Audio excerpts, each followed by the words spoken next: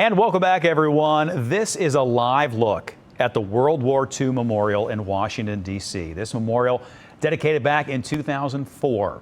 There are 56 pillars, wreaths that represent the service members from all of the U.S. states and territories who made the ultimate sacrifice.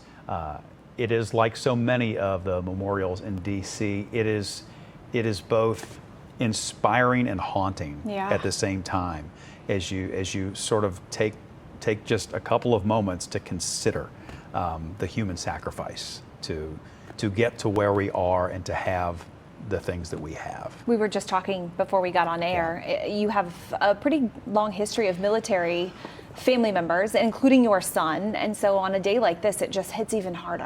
I think so, and so many of us have tales from our grandparents, and you know, my grandfather, Tex McDonald, former mayor of Maysville, Kentucky.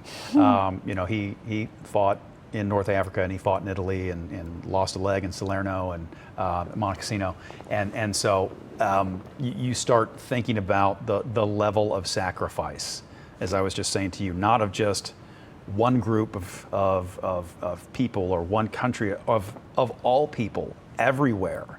And it's so, if you didn't live through that time, and it's not that there aren't horrors that happen every day, but and war is still being fought. Correct, but on that level, on that amount of people, that toll, it's just, I don't think we, having not lived through that, can truly comprehend it in those numbers. I had pulled this up. Because she'd been looking through the numbers throughout the morning too. The National World War II Museum is where I'm looking at some of these stats, and they're so staggering when you think about it. Battle deaths in World War II, total, all sides, all countries, 15 million. Yeah. Gosh. 15 million. Civilian deaths, which they make a note that the number of civilian deaths, estimates vary widely. Right. But they have a number of 45 million people. Million. And I don't know, for me, it provides perspective. This is a live look from Normandy. Yeah. We just saw the president. Yeah, world leaders and World War II veterans alike, all there. You can see service men and women of today out honoring these heroes as well. And it's so important, especially with this greatest generation, as we get to the point where there aren't that many of them left. And so you have to take the time not only to honor them while they are still here, but to learn their lessons as well, because this will likely be the last time many of these brave men and women are able to meet in person, again, certainly at this scale. Just moments ago, President Biden, the First Lady, participated in a wreath-laying ceremony at the American Cemetery in Normandy, and just a little more than an hour, they will be en route to Omaha Beach. Henry Armstrong, a Northern Kentucky native, is one of those veterans in attendance for the commemoration today in France. And today is the first time he's been back since the war. I can't imagine the feelings that are flooding him. Local 12's Andy Brown sat down with him before he left, and he shared his experiences. Take a listen. Will this be the first time you're back in France since the war? This is going to be the first time, yeah. Henry Armstrong is 99 years old. He was just 15 when World War II broke out and 18 when he enlisted. He would later rise to one of the highest enlisted ranks, Command Sergeant Major, in his 41 years of service.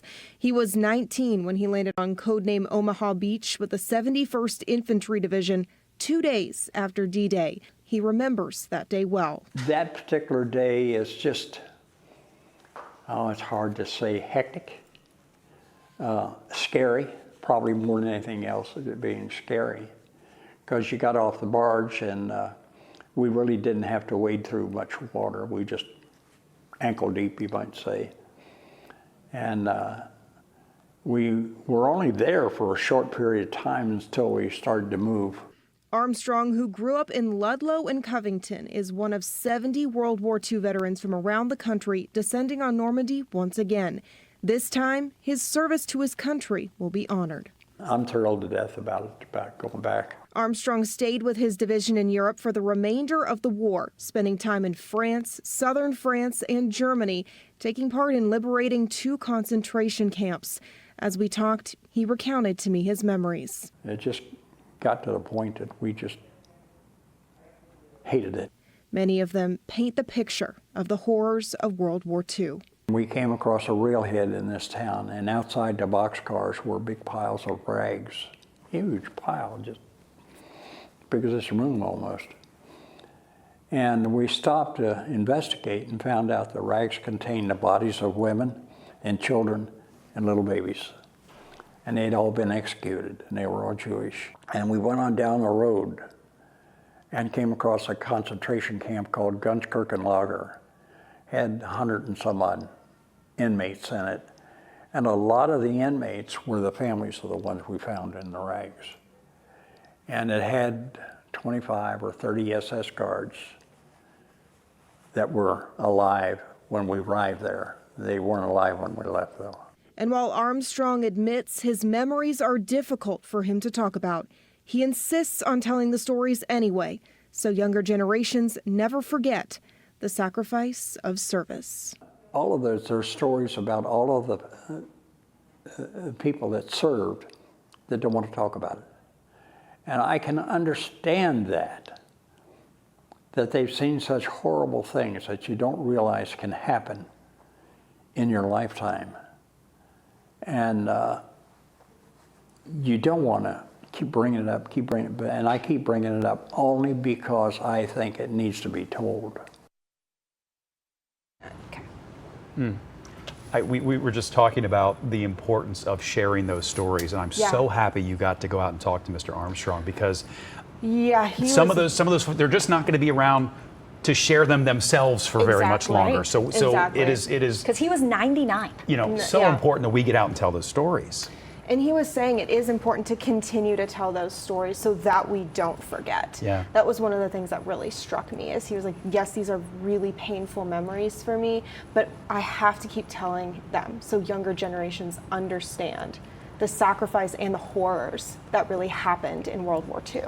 And like so many families, the tradition of military service in his family is remarkable. Yeah, so we sat down with him. We had a 48-minute long interview. Wow. Sat with him for 2 hours. And he was amazing. He was incredible, by the way.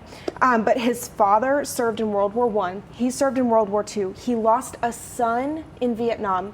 His grandson is in the service now. He's actually going with him. He's with him at the ceremony today.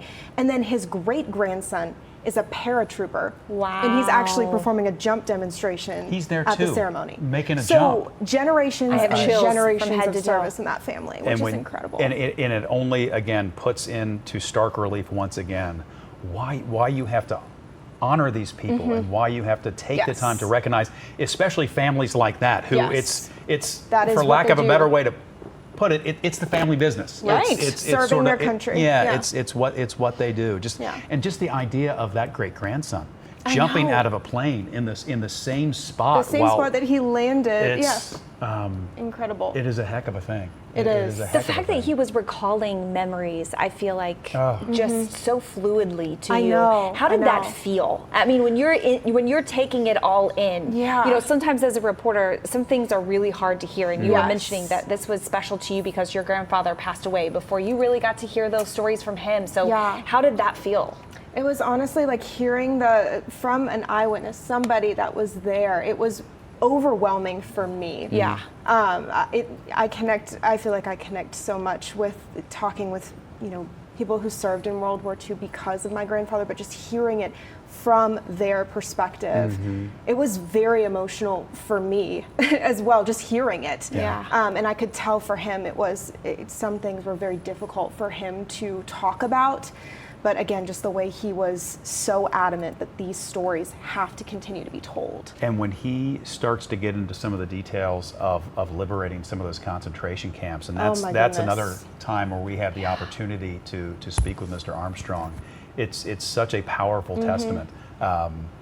I can't wait for you to get the opportunity to talk to him when he returns. Yes. Yes. Because I want to hear what the experience was like. We need do the whole too. family. We really do. I How know. about we try and work on that? We because need to. the We really different do. perspectives and Be obviously incredible. hearing those stories, Yeah. they've set the future for this family. Yeah. And the heroism that lives within their blood and their lineage. I know. mean, that is something to make a movie out Yeah, of. I know. For all of them. That's the thing. I was so sad that I had to, pick the best parts of our interview for a 3-minute story. I was thinking, hard. this should be an hour-long documentary. Right. He really deserves it. Yeah. Yeah. Sets As the do tone. many of our You did a great service job with it, members. Annie, though. Yeah. You told such a good story. Set the Thank tone you. for not only their family, but for our country. Yeah, For the country. absolutely. And yeah, thank you for that. It's just Oh, of just a course, it great was such an great honor. story. Thank you, Yeah. and thank you to Mr. Armstrong and Yes. gosh, everyone else.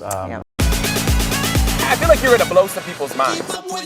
People are getting sticker shock when they head to the grocery store. Point blank, how can that be? I was so shocked something like this could fall through the cracks. Thanks for helping us pull off the surprise. They're having fun. It is all of those things wrapped in one. Getting that vibe off it. Lots of sunshine. Sounds tremendous. Are we encouraged to sing along? Yes. That's all I got left.